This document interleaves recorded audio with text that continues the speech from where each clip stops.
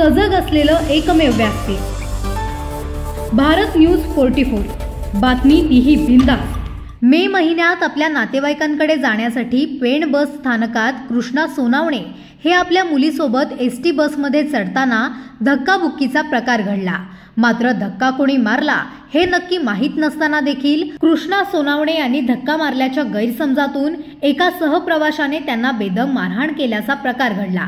प्रकरण यावरच न थांबता दोन्ही सहप्रवासी पेण पोलीस ठाण्यात दाखल होताच ज्या सोनावणे या तरुणाला नाहक मारहाण झाली त्यालाच कोणतीही तक्रार नसताना पोलीस ठाण्यात आरोपींच्या पिंजऱ्यात उभं करून पोलीस ठाण्याचे सहाय्यक पोलीस फौजदार रवींद्र ज्ञानेश्वर ढोबळे यांनी बेदम मारहाण केल्याने पीडित तरुणाच्या गळ्याला तसेच पाठीच्या मणक्याला गंभीर दुखापत झाली आहे। याबाबत या तरुणाने पेण पोलीस निरीक्षक संदीप बागुल, उपविभागीय पोलीस अधिकारी आणि पोलीस अधीक्षक आंचल दलाल यांच्याकडे न्यायाची मागणी केली असता पोलीस प्रशासनाने मात्र गेले 3 महिने या तरुणाच्या तक्रारीला केराची टोपली दाखवली आहे।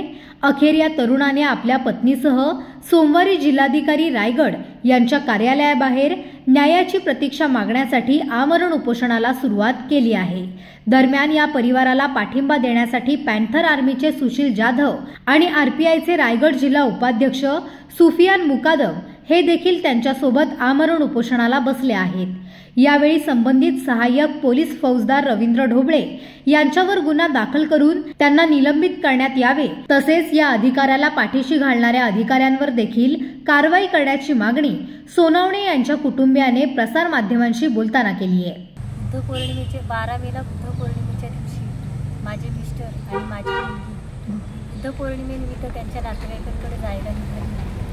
ते जात असताना त्यांच्यावरती जो हल्ला झाला बस डेपोमध्ये आणि त्या हल्ल्यामध्ये ते माझे मिस्टर पोलीस स्टेशनमध्ये न्याय मागण्यासाठी गेले। पोलीस स्टेशन हा एक न्यायाचं मंदिर आहे। सर्वसामान्य माणूस हा त्या पोलीस स्टेशनची पायरी सहजासहजी चढत नाही, त्याला खरोखर न्यायाची गरज असते म्हणून त्या ठिकाणी तो जातो। मग जर पोलीस स्टेशनमध्ये जाऊन सर्वसामान्य माणसांना न्याय न देता जर त्यांच्यावरती अन्याय झाला तर मग ह्या सामान्य माणसांनी न्याय कोणाकडे मागायचा। आज माझ्या नवऱ्याची अशी अवस्था करून ठेवली होती। 12 मेच्या दिवशी रवींद्र ज्ञानेश्वर ढोबळे ह्या साहेब फौजदार यांनी त्यांना स्वतःच्या पायावर उभं राहण्याच्या सुद्धा लायकीचं ठेवलं नव्हतं। उद्या जर त्यांचा जीव गेला असता, माझ्या 17 वर्षाच्या मुलीची मेंटॅलिटी खराब झाली असती तर मी न्याय कोणाकडे मागितला असता। अशा पद्धतीत त्यांच्यावरती जो हल्ला केलाय त्यांच्यावरती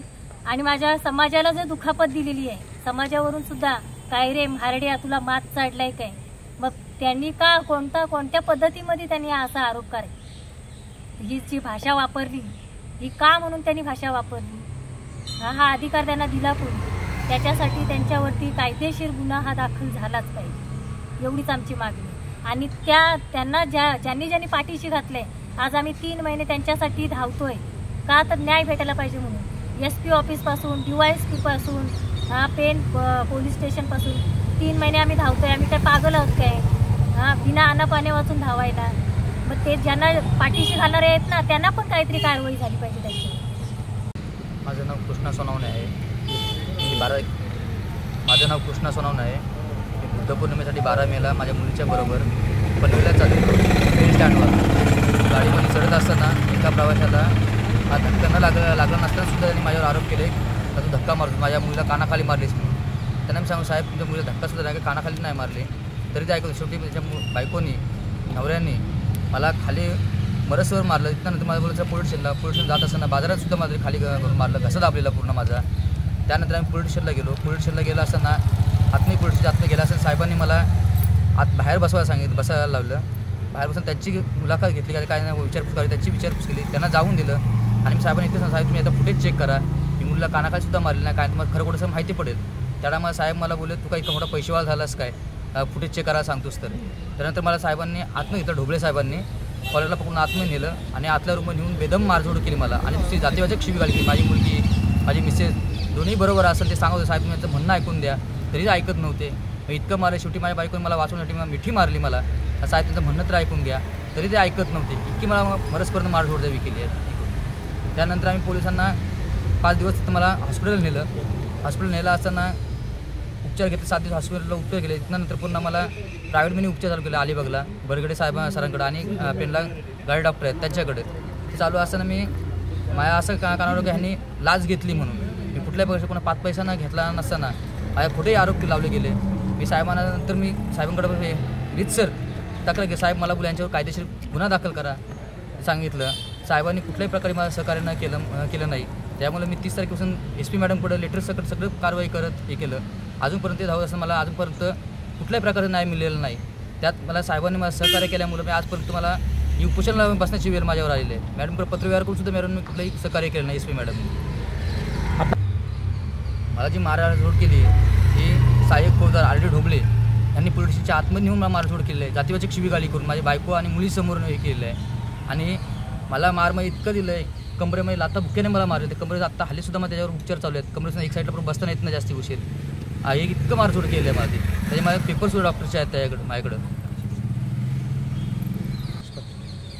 घशाला सुद्धा माझे जबर दुखापत झाले असेल ते सुद्धा मला पाणीसुद्धा 15 दिवस काही गेलं, खाणंपिणं काही होत नव्हतं अजिबात. त्याच्यावर सुद्धा अजून उपचार चालू आहेत अलिबागला सरांकडे, बरगडे सरांकडे. अजूनपर्यंत सकाळी 11 वाजल्यापासून अजून कुणाही कसलंही सहकार्य भेटलेलं नाही. माझी एकच मागणी त्याच्या RD ढोबळेवरती ॲट्रॉसिटी कायद्याअंतर्गत गुन्हा दाखल व्हावा आणि ज्या अधिकाऱ्यांनी त्यांना वाचवण्याचा प्रयत्न केला आहे त्यांच्यावर सुद्धा गुन्हा दाखल व्हावेत, हीच माझी मागणी आहे. पेन तालुक्यामध्ये जी 12 मेला घटना झाली बस स्टँडमध्ये, तो एक प्रवासी आणि प्रवासीचा वाद होता आणि तो वाद पोलीस स्टेशनच्या पायरीशी गेला. पायरीशी गेल्यानंतर पोलिसांचं काम असतं दोन्ही बाजू ऐकून घेणं आणि नंतर जो काय कायदेशीर कारवाई असते ती करणं. परंतु जे ढोबळे कर्मचारी होते त्यांनी कोणत्याही प्रकारचे आमचे सोनाणे कुटुंबाचं ऐकून घेतलं नाही. त्यांना गलपडीला पकडून एका बंद खोलीमध्ये त्यांना घेतलं. त्यांना इतकं बेदम मारलं की त्यांना 5 दिवस हॉस्पिटलला ॲडमिट व्हावं लागलं आणि त्यांच्या शारीरिकदृष्ट्या ते कमकुवत झाले. आज 2.5 महिने झाले ते नोकरीपासून वंचित आहेत, घरी आहेत. त्यांच्या कुटुंबाचं आज ते पोट होतं, ते नोकरीवर होतं, ते देखील उद्ध्वस्त करण्याचं काम, आर्थिक उद्ध्वस्त करण्याचं काम त्या ढोबळेंनी केलं. हेच वारंवार त्याला सांगत होते की आज 12 मे बुद्ध पौर्णिमेचा कार्यक्रम आमच्या घरी, मला मामाच्या गावाला जायचं होतं, परंतु त्यांनी कोणत्याही प्रकारचं ऐकलं नाही. त्याला बोलतो महारड्या तू बुद्ध पौर्णिमा कशी करतो मी बघतो जाता. म्हणजे मला असं वाटतं त्याच्यामध्ये आरोप आहे आमचा का समोरच्या व्यक्तीकडनं काहीतरी पैशाचे आमिष घेऊन आमच्या सोनाणे कुटुंबाला मारण्याचा प्लॅनिंग त्यांनी केलं. तुम्ही पाहत असाल महाराष्ट्रामध्ये स्टँडिंग वातावरण आहे. सोमनाथ सूर्यवंशीला ज्या पद्धतीने पोलिसांनी कोठडीमध्ये मारलं त्याच पद्धतीने सोमनाथ सूर्यवंशीचा जो आरोपी होता घोरबंड, तो PI, तसाच इथला घोरबंड आणि हा ढोबळे यात काही फरक उरलेला नाही आहे. हा ढोबळे तसंच करायला बघतोय. जातीवाद या ठिकाणी रायगडांच्या भूमीमध्ये छत्रपती शिवाजी महाराज, डॉक्टर बाबासाहेब आंबेडकरांचा इतिहास असणाऱ्या भूमीमध्ये हा जातीवादी पेरण्याचं काम करतोय. अशा बेजबाबदार अधिकाऱ्याला तात्काळ निलंबन करून त्याच्यावर ॲट्रॉसिटी अंतर्गत गुन्हा दाखल करून आणि ज्या कर्मचाऱ्यांनी, ज्या PIनी, DYSPनी त्यांना पाठीशी घालण्याचं काम केलं, तो खोटा रिपोर्ट SP मॅडमना पाठवला. आम्ही जेव्हा त्याचा पाठपुरावा केला, मॅडमनी पुन्हा एकदा चौकशी लावली. चौकशी निदर्शनामध्ये आम्ही स्वतः CCTV फुटेज बघितलेले आहेत. आमच्या माणसाला कशा पद्धतीने हॉस्पिटलला घेऊन गेलेले, आमच्या माणसाला कशा पद्धतीने मारलेलं होतं. 2.5 महिने झाले. जसा विषय पॅन्थर आर्मीकडे आला, सर्व समाजाकडे आला, आम्ही सर्वजण या विषयाला लावून धरला आणि कोणत्याही स्तराला आम्हाला विविधतेच्या माध्यमातून धमक्या येतात का प्रकरण मागे घे, तुझं राजकीय अस्तित्व बर्बाद करू, पैसे घे. आम्ही कोणत्याही आमिषाला बली पाडणार नाही. आम्ही शेवटच्या क्षणापर्यंत या कुटुंबाच्या मागे उभे राहू. आज इथे न्याय भेटला नाही, उद्या माझा संपूर्ण बहुजन समाज, संपूर्ण महाराष्ट्रातले आंबेडकरी चळवळ मी इथं रस्त्यावर उतरूय. तिथून न्याय नाही भेटला तर कोर्टात जाईल, परंतु एक पण अधिकाऱ्याला मी यात सोडणार नाही. आणि ज्या अधिकाऱ्याला जो इथला राजकीय कोण स्टंटबाजी करत असेल, कोणी अधिकारी वाचवण्याचा प्रयत्न करत असेल, त्यांना पण तुमच्या पत्रकाराच्या माध्यमातून आवाहन करतोय की ही लढाई फक्त कृष्णा सोनावणेची नाही आहे, ही आंबेडकरी समाजाची लढाई आहे. म्हणून याच्याकडे दुर्लक्ष करण्याचं काम कुणी करू नये.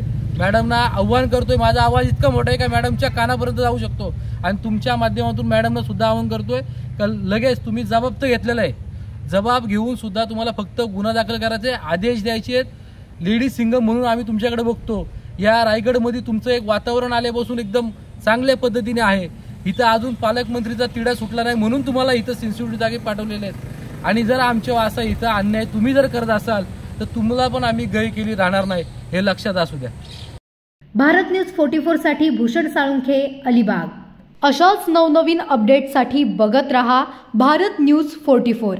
सत्याचा प्रकाश, बातम्यांचा विश्वास.